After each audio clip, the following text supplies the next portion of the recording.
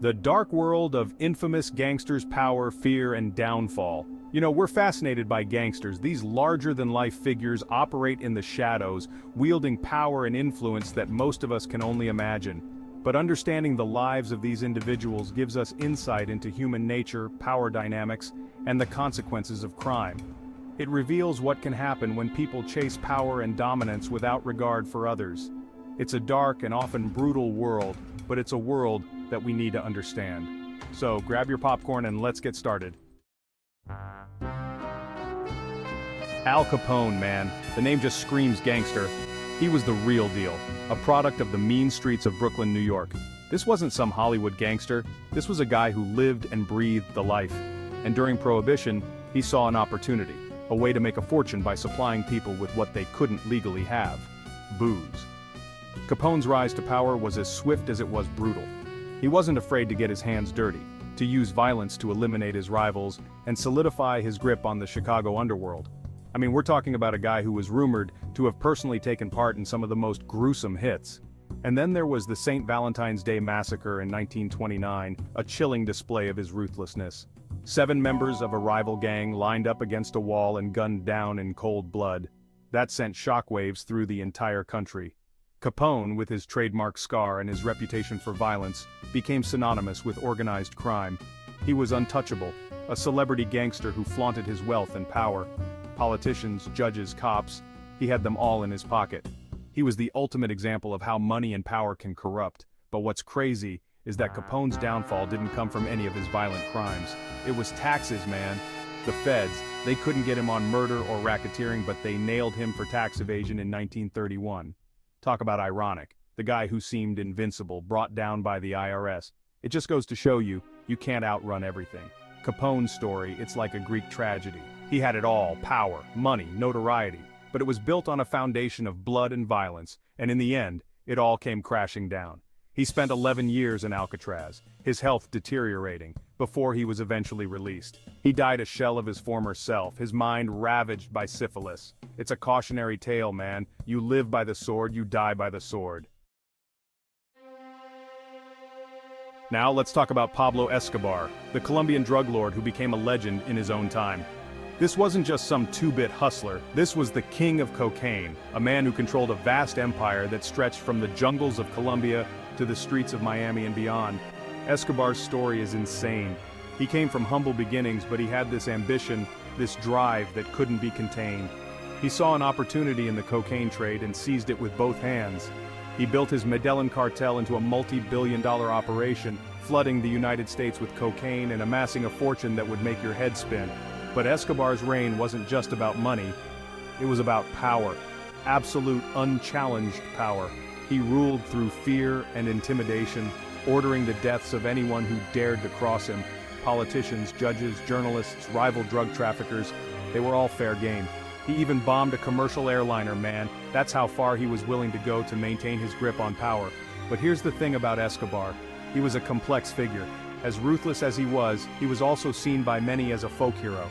He gave back to the poor, built houses, schools, even hospitals.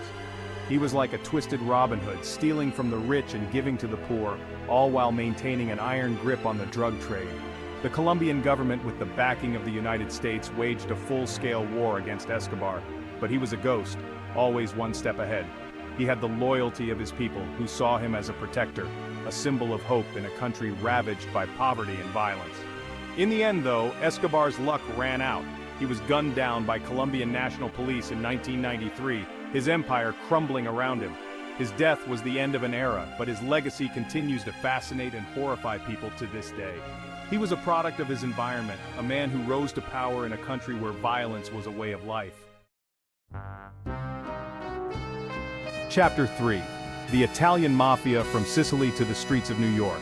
The Mafia, man, it's the stuff of legends. These guys practically invented organized crime. From their humble beginnings in Sicily, they built an empire that spanned continents, their tentacles reaching into every corner of society. The Italian Mafia, or La Cosa Nostra as they call it, is all about family, but not the kind of family you're thinking of. This family is bound by blood oaths and a strict code of silence, Omerta. They operate in the shadows, their power built on fear and intimidation. The five families of New York, they're the real deal. They controlled everything: gambling, loan sharking, drug trafficking, you name it. These guys were making a fortune, and they weren't afraid to use violence to protect their interests. John Gotti, the Teflon Don, he was something else. He was a media darling, always dressed to the nines with a swagger that could charm the pants off anyone. But beneath that charming exterior was a ruthless killer, a man who wouldn't hesitate to order a hit on anyone who crossed him. Gotti's downfall, ironically, was his ego. He loved the limelight, loved being the center of attention, but that attention ultimately proved to be his undoing. The feds were watching, and they finally got him on racketeering and murder charges in 1992. The mafia, though, they're like cockroaches. You can try to stamp them out, but they always seem to come back. They've been around for centuries, adapting to changing times, infiltrating legitimate businesses, and continuing to operate in the shadows. They're a reminder that organized crime is a global enterprise, and it's not going away anytime soon. Chapter 4, MS-13. The Brutal World of Mara Salvatrucha. Now let's talk about MS-13, or Mara Salvatrucha, one of the most ruthless and violent gangs in the world. These guys are the real deal, man. They're not in it for the money or the power, they're in it for the sheer thrill of violence. MS-13 originated in Los Angeles in the 1980s, formed by Salvadoran immigrants who had fled their country's brutal civil war. They were young, they were angry, and they were looking for a way to survive on the mean streets of LA. What started as a small group of refugees quickly morphed into a transnational criminal organization, their tentacles spreading throughout the United States and Central America. They're involved in everything: drug trafficking, human trafficking, extortion, murder, you name it. What sets MS-13 apart from other gangs is their brutality. They're notorious for their use of extreme violence, often torturing their victims before killing them. Their initiation rituals are the stuff of nightmares, involving beatings, stabbings, and even murder. MS-13 has become a major problem for law enforcement agencies across the globe. They're highly organized, they're heavily armed, and they're incredibly difficult to infiltrate. They operate in the shadows, their members bound by a strict code of silence. What's even more disturbing is that MS-13 is actively recruiting young people, often preying on vulnerable kids who are looking for a sense of belonging. They offer them a sense of family, a sense of purpose, but it comes at a steep price. Once you're in, there's no getting out.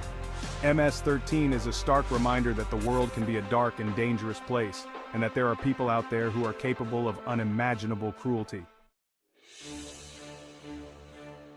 Chapter 5, Yakuza, the Japanese Mob and Their Code of Honor. Now let's shift gears and talk about the Yakuza, the Japanese Mafia. These guys are a different breed of gangster. They're steeped in tradition with a strict code of conduct that governs their every move. The Yakuza have been around for centuries, their roots tracing back to the Edo period of Japan. They started out as groups of gamblers and street peddlers, but they eventually evolved into sophisticated criminal organizations, involved in everything from drug trafficking and extortion to white-collar crime and political corruption. What sets the Yakuza apart from other criminal organizations is their sense of honor and tradition. They have their own strict code of conduct known as Jingi, which emphasizes loyalty, respect, and obedience. They see themselves as guardians of Japanese tradition, protectors of the weak and the downtrodden. Yakuza members are known for their elaborate tattoos, which often cover their entire bodies. These tattoos are not just decorations, they're symbols of their commitment to the organization, their status within the hierarchy, and their personal beliefs. The Yakuza have a complex relationship with Japanese society. They're feared and respected, but they're also seen as a necessary evil. They operate in the shadows, but their influence can be felt in every aspect of Japanese life. In recent years, the Yakuza have been facing increasing pressure from law enforcement and from society at large. Their numbers are dwindling and their influence is waning, but they're not going down without a fight. They're adapting to changing times, diversifying their operations, and finding new ways to maintain their grip on power. The Yakuza are a fascinating and enigmatic group, a unique blend of tradition and modernity, honor and violence. They're a reminder that organized crime is a global phenomenon and that it takes many different forms. Outro: fear may win battles, but it never wins peace. Wow, what a trip through the dark side of history. We've covered some truly fascinating and terrifying individuals. These stories are a reminder that the pursuit of power and dominance can lead to dark places. If you found these stories fascinating, make sure to hit that like button and share your thoughts in the comments. Which gangster intrigues you the most? Perhaps you know of another feared figure that didn't make the list. Let's start a conversation. Don't forget to subscribe for more content exploring the darker sides of history and society. Thank you for watching, and remember, fear may win battles, but it never wins peace.